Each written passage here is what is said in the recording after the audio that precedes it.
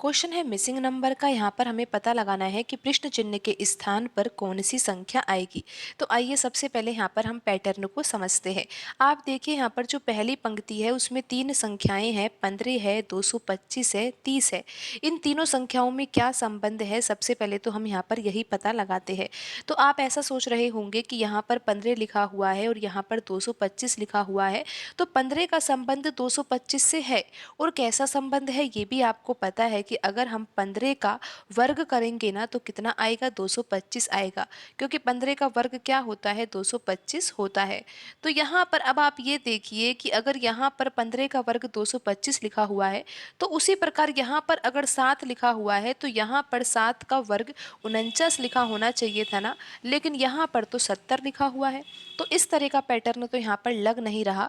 जैसा कि हम यहाँ पर सोच रहे थे कि यहाँ पर 15 लिखा हुआ है तो यहाँ पर 15 का वर्ग लिखा हुआ है, लेकिन फिर यहाँ पर 7 लिखा हुआ है तो यहाँ पर 7 का वर्ग नहीं लिखा हुआ है, यहाँ पर तो 70 लिखा हुआ है। तो इस तरह का पैटर्न यहाँ पर नहीं लग रहा है, हमें किसी और तरीके से यहाँ पर सोचना होगा। आप देखिए कि पहली पंक्ति है यहाँ पर और यहाँ पर लिखा हुआ है 15 और यहाँ पर लिखा हुआ है 30। तो अगर आप यहाँ पर जो ये 30 लिखा हुआ है, 30 का अगर आप आधा करोगे, अगर 30 का हम आधा करेंगे तो कितना आएगा, 15 आएगा।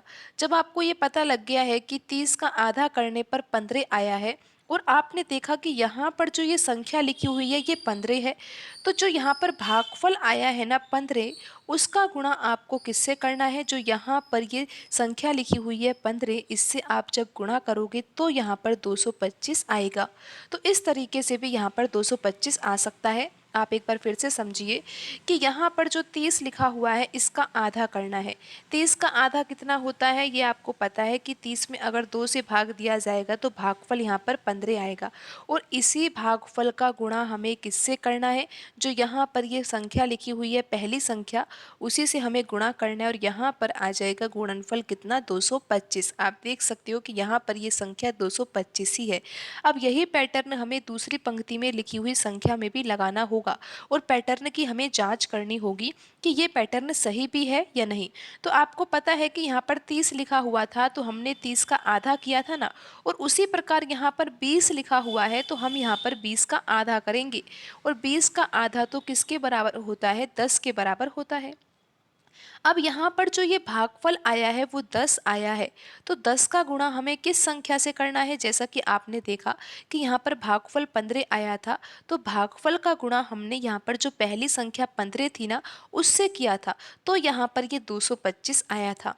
तो यहाँ पर भी आप देखिए दूसरी पंक्ति में जो ये पहली संख्या है वो क्या है, 7 है ना, तो इस भागफल में हमें 7 से ही तो गुणा करना है, जिससे कि यहाँ पर संख्या आ जाएगी 70। आप देख सकते हो कि यहाँ पर लिखा हुआ है 70।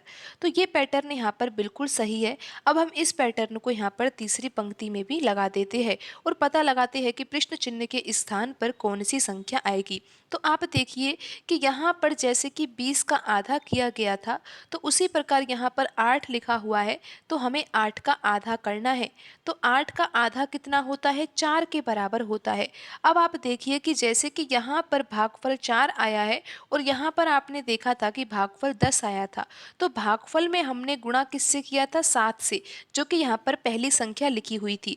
तो यहाँ पर भागफल 4 आया है, तो 4 में हम किससे गुणा करेंगे, यहाँ पर जो ये संख्या लिखी हुई है 3, 4 में हम 3 का गुणा करेंगे तो कितना आ जाएगा, 12 आ जाएगा। तो यहाँ पर प्रश्न चिन्ह के स्थान पर कौन सी संख्या आएगी, 12 आएगी। और आप ये देख सकते हो कि यहाँ पर ऑप्शन ए में लिखा हुआ है 12, तो यही सही आंसर होगा। आप एक बार फिर से समझ लीजिए कि यहाँ पर 12 कैसे आया। यहाँ पर आप देखिए कि 8 लिखा हुआ है, तो 8 का तो हमें आधा करना था, 8 का आधा होता है 4, तो यहाँ पर जब 4 आ गया है ना, तो 4 का गुणा हमें 3 से करना है। जब 4 का गुणा 3 से किया जाएगा तो यहाँ पर जो आंसर 12 आएगा ना, वो प्रश्न चिन्ह के स्थान पर आने वाली संख्या ही है। तो प्रश्न चिन्ह के स्थान पर कौन सी संख्या आएगी, 12 आएगी, और ऑप्शन ए यहाँ पर सही आंसर होगा।